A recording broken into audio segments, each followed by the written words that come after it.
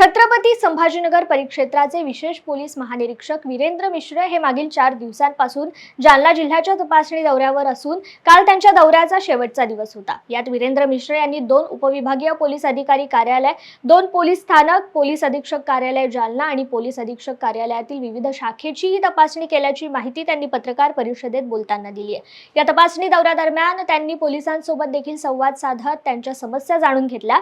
दरम्यान कालच्या तपासणीनंतर आमची पुढची तपासणी निवडणुकांच्या अनुषंगाने आम्ही करू अशी माहितीही मिश्र यांनी दिली आहे। यावेळी पोलीस अधीक्षक अजय कुमार बंसल आणि अप्पर पोलीस अधीक्षक आयुष नोपानी हे उपस्थित होते।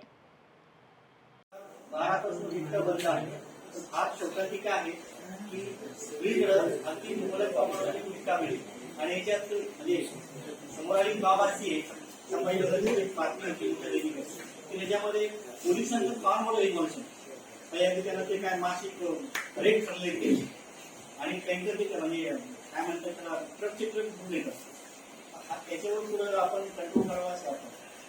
ठीक आहे, मी एग्री करतो। आपण मोठ्या प्रमाणाने गुटखाची तक्रार केलेली आहे आणि यामध्ये जे इलेक्शन चालू आहे त्या इलेक्शन मध्ये आम्ही बिलकुल रिस्ट्रिक्ट केलेलं आहे की बाहेरून कोणती हे फ्रीबी मध्ये येतो। फ्रीबीची आमची डेली रिपोर्ट पण जातो इलेक्शन कमिशनला की तुम्ही हे फ्रीबीवर काय कारवाई केली, तर आम्ही जास्तीत जास्त कारवाई करणार आहे। आमचा हे प्रयत्न आहे की कुठेही जे गुटखा विक्री होणार नाही आणि जर यामध्ये पोलीसवाले निष्पन्न झाले तर आम्ही त्यांच्याकडून कारवाई करू। पूर्वी पण कारवाई झाली पोलीसवाल्यांनी।